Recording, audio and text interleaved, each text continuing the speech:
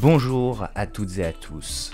Waouh, trop de changements, il a changé de coupe de cheveux, il a changé de micro, rien ne va plus. Écoutez, il faut bien que j'évolue comme Wanda, donc on passe au setup de 2021 et puis les cheveux, ça repoussera. Bien, je vais pas vous mentir que le sujet de WandaVision est assez complexe, et si je n'en parle que maintenant, ce n'est pas un hasard. Les 3 premiers épisodes servaient à la mise en place de la série, nous faire comprendre toute la problématique de la sitcom, et même si on se doute que ce n'est pas réel, et bah tout est flou. Ok, il y a des références. Glamour et Illusion, c'est une référence au couple d'amis de Wanda et Vision qui sont magiciens dans les comics. Et c'est leur nom de scène, ou bien tout simplement les pubs, etc. etc. C'est cool, mais ça n'apporte pas énormément au récit. J'attendais donc l'épisode 4, un épisode qui est cool, mais qui au final résume plus ou moins simplement les 3 premiers épisodes, donc je n'avais pas vraiment grand chose à dire. C'est donc avec cet épisode 5 que je décide enfin de prendre la parole, de vous raconter mes idées, mes théories, ma vision des choses. Vision, t'as compris? Bref, comme je vous disais, WandaVision est quand même assez difficile à traiter, car même si tout semble à peu près logique pour un fan lambda de Marvel, et bah tout reste extrêmement flou. Pourquoi une sitcom? Quel est le but de la série? Comment Wanda a eu de tels pouvoirs? Quel est l'impact du Sword? Quel est le véritable rôle de Monica Rambeau dans tout ça? Et c'est là, je pense, où le dernier épisode de WandaVision sera très important. Car pour bien traiter de WandaVision, il faut garder en tête certaines choses. WandaVision est une série du MCU, ce qui veut dire que oui, on se base sur les comics, mais de manière très ouverte. Beaucoup d'éléments vont être repris, mais réadaptés pour l'histoire que veut instaurer Disney et Marvel Studios. C'est toujours bon de le rappeler. Également, WandaVision est la première partie d'une longue histoire, le début de la phase 4 et le préquel à Doctor Strange 2 Multiverse of Madness, ainsi que Spider-Man 3. C'est hyper important de garder ça en tête. Tout simplement car WandaVision est comme une introduction. Nous n'aurons peut-être pas toutes les réponses aux mystères dans la série, mais dans la suite des événements. Et justement, il est fort possible que WandaVision amène des éléments qui auront un impact pour l'avenir du MCU. Pour revenir plus concrètement à l'épisode 5 et mes théories. Je vous invite d'ailleurs à partager les vôtres en commentaire, je lis évidemment tous vos avis et vos idées, à chaque fois c'est un vrai plaisir. Et je profite également de ce moment pour vous informer que vous êtes beaucoup à regarder les vidéos sans être abonné à la chaîne. N'hésitez pas à le faire, profitez-en, là c'est le moment, car c'est le début, on va dire, d'une grande série de vidéos où on va parler de WandaVision, de la phase 4, de l'avenir du MCU, etc. Je suis obligé de vous parler de Mephisto, car je suis un grand partisan de sa présence. On parle quand même d'un mec qui a fait de Nicolas Cage le Ghost Rider. Hello, Johnny.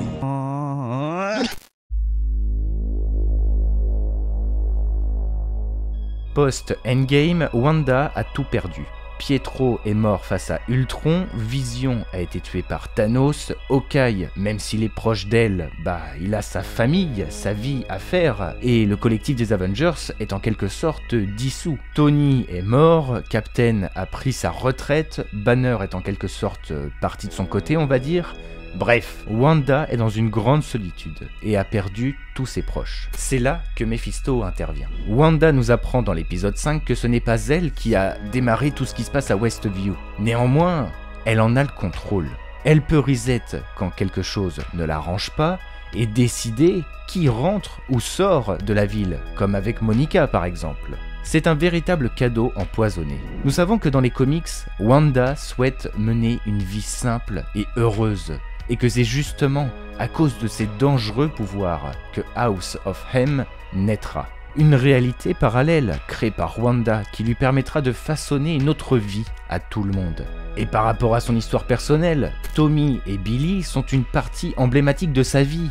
Elle qui ne peut pas avoir d'enfant normalement, car Vision est un synthézoïde. Ce cadeau empoisonné qu'est Westview est arrivé à Wanda pile au moment où elle était au fond, seule et désemparée. Sauf que c'est là qu'un lien peut se faire avec Doctor Strange, qui va d'ailleurs renforcer ce qui se passera dans Doctor Strange 2. Comme il l'a expliqué lui-même, et notamment avec la scène où il se fait engueuler par Mordo, Tout a un prix. Comme avec la gemme de l'espace, on ne peut aller contre les lois qui régissent l'univers. Donc manipuler le temps, manipuler la vie, etc.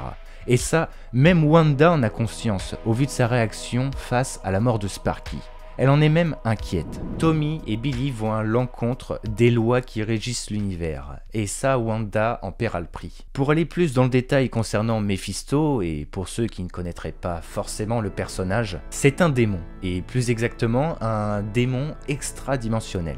La particularité de ce dernier est qu'il n'est pas un méchant à proprement parler. Il est un équivalent de ce qu'on peut imaginer du diable, mais il n'est pas le diable, évidemment. Mephisto possède sa propre réalité, où il cherche à acquérir des âmes, et comme pour le cas du film Ghost Rider, il va proposer de réaliser un désir fou ou un rêve à la personne convoitée en échange de son âme. Et tout comme Loki concernant la tromperie, c'est un personnage extrêmement vicieux, qui peut se jouer des personnes et manipuler pour arriver à ses fins. C'est là où cela prend sens. Westview offre à Wanda la vie qu'elle a toujours rêvé d'avoir. Et comme le fruit défendu du jardin d'Adam et Ève, eh bien Wanda a cédé à la tentation. Et là où le vice va encore plus loin, c'est par rapport à Vision. J'aurais eu tendance à penser à la base que Mephisto aurait pris l'apparence de Wanda pour voler le corps de Vision et le faire renaître dans Westview afin d'appâter encore plus Wanda. Sauf qu'au vu de sa haine et sa détermination, il serait possible que Wanda, en réalisant le pouvoir qu'elle possède dans Westview, le fait de créer la vie, manipuler la réalité et adapter les éléments dedans, comme pour le coup des vêtements de Monica par exemple, elle aurait eu l'idée d'aller chercher le corps de Vision pour lui redonner vie et pouvoir enfin mener une vie paisible à ses côtés. Mais à la manière de Frankenstein, la créature se retourne contre son créateur, et en réanimant Vision, ce dernier conserve ses pouvoirs de synthézoïde, et donc la gemme de l'esprit, puisque Wanda l'aurait remodelé en fonction de ses derniers souvenirs, ce qui fait qu'il se rend compte petit à petit de la supercherie. Et au vu du twist final, la venue de Mephisto commence sérieusement à se faire ressentir de mon côté. Au milieu de la dispute de couple, Pietro est envoyé pile poil au bon moment pour interrompre la discussion, afin de faire maintenir le mystère Westview encore plus longtemps. Sauf que ce n'est pas Wanda qui l'a envoyé. Alors qui? Un être qui connaît Wanda et qui cherche à la maintenir dans ce rêve. Par rapport au fait que ce soit le Quicksilver des X-Men, chapeau, c'était une belle surprise, mais je pense que ça reste un troll de Disney et de Marvel Studios. Je pense qu'ils ont profité que Westview soit une réalité à part, on va dire, un truc rempli de fake, pour faire un petit caméo du Quicksilver des X-Men. La venue des X-Men sera bien plus tard. Je pense personnellement. Et évidemment, je n'oublie pas de mentionner Agnès ou Agnès, tout dépend de quelle langue vous regardez, qui devient de plus en plus évident qu'elle est une adaptation d'Agatha Harkness, une autre sorcière qui aide Wanda et la considère presque comme sa fille dans les comics. Néanmoins, vu que nous sommes dans le MCU, je garde en tête qu'Agatha Harkness ne soit pas forcément adaptée à l'écran, et qu'au final, Agnès soit Mephisto elle-même.